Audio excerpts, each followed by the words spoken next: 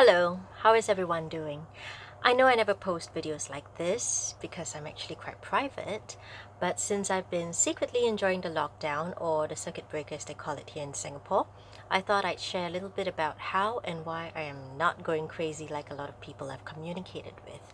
I should also apologize for delaying this. Originally, I wanted to do this in March, but I was unsure about how much to share, and I also had to take care of a few things on my end. I know this might be rather late, but I hope it will still be useful in some way.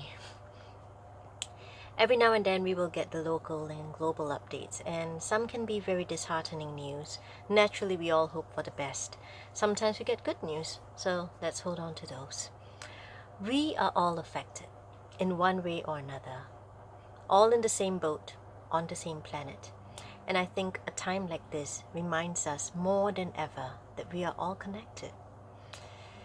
So, while we worry about the world, our loved ones, our physical health and finances, this can also take a toll on our mental health.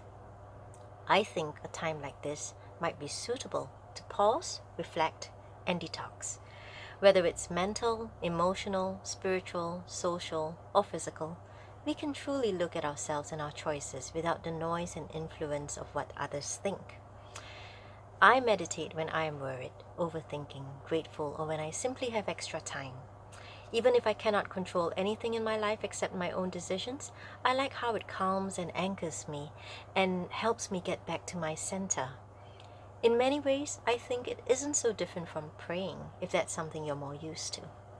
I feel it can be unique and personal for each one of us, and it's not rocket science.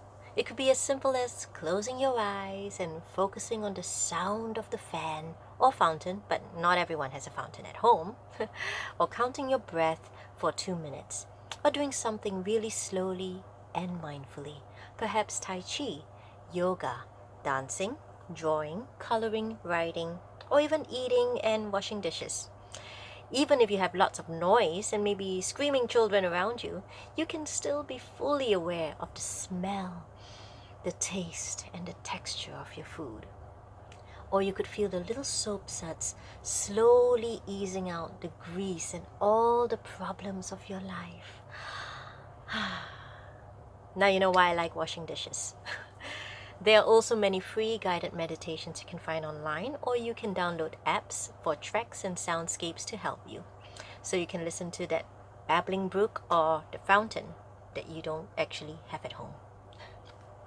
Now, if meditation isn't for you, that's fine. You could try self-talk. That's right, talk to yourself, because you can be your own best friend.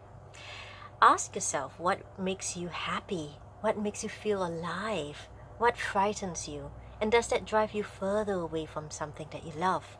Do you feel like you've lost yourself over the years? As actors, one of the things that we often do is character study. And I think in many ways it's common sense that we can apply in our daily lives. Study yourself honestly if you're ready. Put yourself in the hot seat. Ask simple questions first, then try difficult and overdue questions. Listen intently to yourself. Show kindness and empathy to yourself.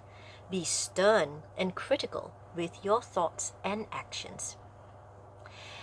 Forgive yourself. Accept and love yourself. Every character is motivated by fears and desires, so don't be afraid to make a list and get acquainted with yourself. You don't have to show it to anyone, but you can keep that list for future reference when things recover and life starts pulling you in different directions again. Perhaps now is the time for you to recover. Okay, I must admit that I have always enjoyed my time alone to heal and recuperate. Some may find being alone boring and uncomfortable, but I find it natural and balancing. Even when I have to go out, I like walking alone and being by myself. I am lousy at networking and often find excuses to avoid crowds and parties. But I can safely say that I have some very kind and close friends with whom I enjoy connecting, one-on-one or in small groups. So after recuperating alone, if you still need to reach out for human contact and you don't know who to call, I would like to recommend Singapore Association for Mental Health, a charity that I volunteer with and support. You can call the 24-hour hotline, which is the SAMH Mental Health Hotline at 6389-2222. Can you see it? So take care, everyone. Remember, you don't have to go crazy or feel lonely. You can call the hotline anytime, and you can be your own best friend. I hope that this has been helpful during these uncertain times and beyond. With that, I wish you all long-lasting peace from within. Goodbye.